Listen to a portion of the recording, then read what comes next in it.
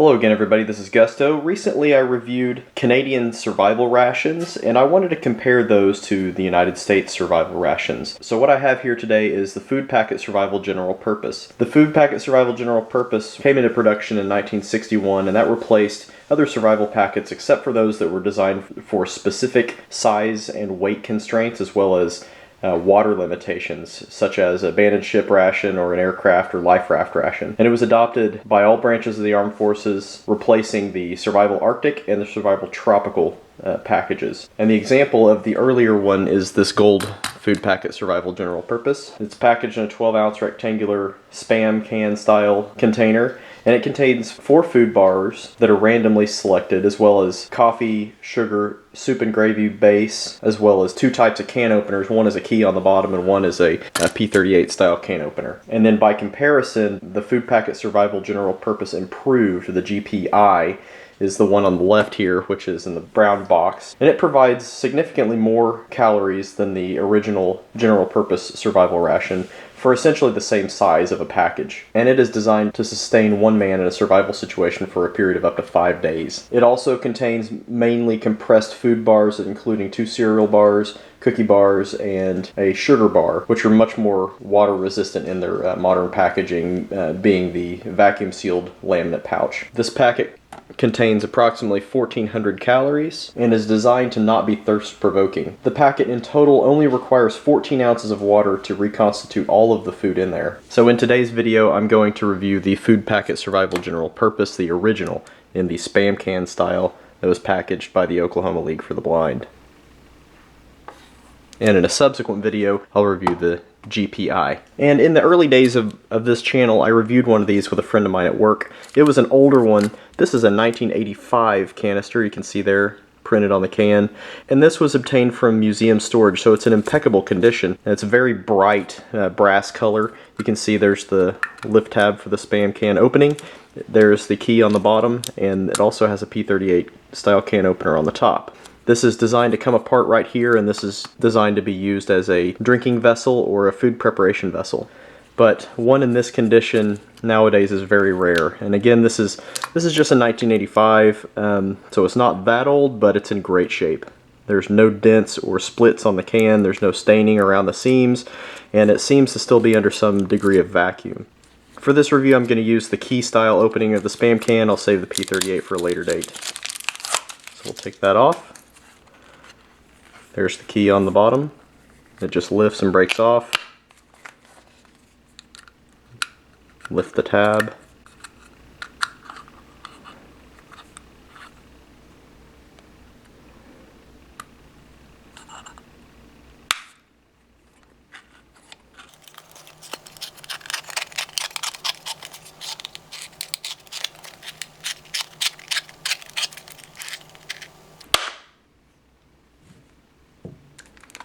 And the 2 halves lift off. We'll take a look at the components. The last one that I opened up was really stale smelling. This one does not smell abnormal at all, and the contents look very fresh. Very nice condition of the paper there. Let's take a look at all these. So immediately looking at the contents, the difference between this one and the last one that I reviewed, I think that was a late 1970s era survival general purpose canister. It contained 2 fruitcake bars. This one does not. It actually just contains 4 food bars, 2 of them being granola cereal bars and 2 of them being cornflake bars. So let's get these opened up and take a look at the individual contents. First we have 2 Type 4 cereal bar with granola. You can see that these are 2 ounces apiece. They're nice and light colored. The last one that I reviewed, they were kind of a darker brown. I think that's just the difference in age. I'm going to open one of these. You can see that it's just in kind of a cellophane tight wrapping. Certainly not the vacuum sealed laminate that we see with modern items. So there you go. Just kind of a compressed food bar. You can see the grain there of the granola. Next, there's also 2 of the Type 1 cornflake bars. Again, these are 2 ounces apiece. They have kind of a yellow-brown color to them. Get one of those opened up. It is in the same wrapping. And it's a little bit brittle and flakes off, so it's kind of hard to unwrap cleanly.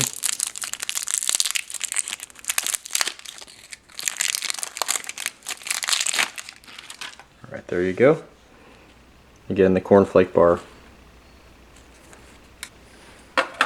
So there's 2 of those, and the other 2 I'm going to use to look at the ingredients a little bit. You can read them for yourselves there. And these may not look like much, but they actually contain a really good amount of calories, especially calories from fat and sugars. And you can see on the cornflake bar that one of the main ingredients is shortening, so there's a lot of fat in these. But the main ingredient being sugar-coated cornflakes that are crushed up. So again, a lot of calories from sugar and fat in both of these. Next we have the soup and gravy base, chicken flavored. You can see the directions and the ingredients there. It dissolves in 8 ounces of hot water. The package appears to be in very good condition. There's no splitting or anything like that, and the contents are powder. And given that this ration is almost 33 years old, that's pretty remarkable. These things usually don't survive in as good of condition. And if you look at the last one of these that I reviewed, this had been compromised and exposed to water, and it was kind of turned into a rubbery wafer. I still tried to rehydrate it. Anyway,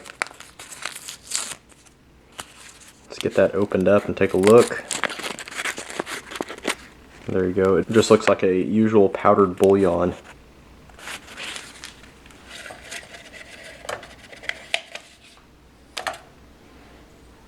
So there's that. We will rehydrate that with about 8 ounces of water.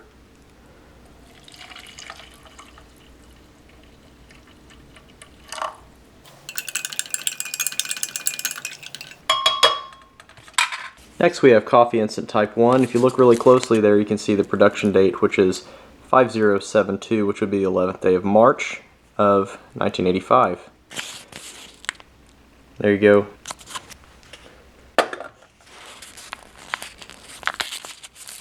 We'll get that opened up, and this is a very fine dehydrated coffee powder.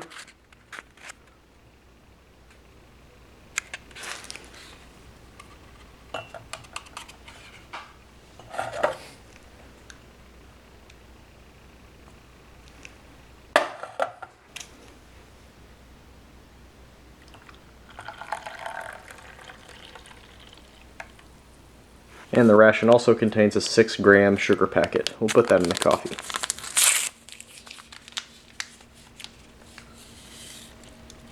Give that a stir.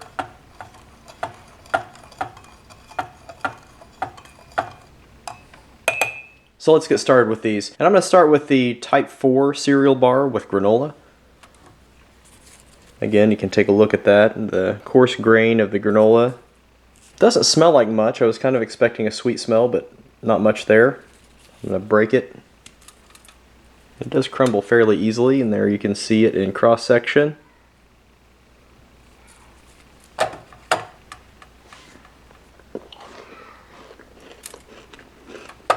And on first taste, it tastes pretty good. There is kind of a coarse texture to it. It crumbles fairly easily. It's very sweet. And just as I was getting ready to say that there's no oxidation, flavor, or rancidity, it just kind of creeps up in the back of your throat just a little bit. But again, this thing is almost 33 years old, so you can't have that much fat and that much time without getting a little bit of oil oxidation. And that's that rancid flavor, that sensation you feel in the back of your throat. It just kind of feels like the back of your tongue's drying out. But this is, in comparison to some of the things that I've eaten in the past that have been horribly rancid and just extremely sour, this is not that bad. It's a very light hint of that. We may run into a little bit more with the cornflake bar because it has more shortening and more fat in it, but we'll see.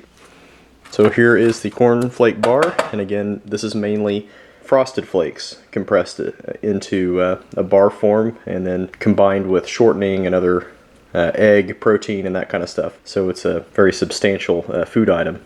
It's a little bit harder to break, a little bit more dense feeling. There you can see it in cross section.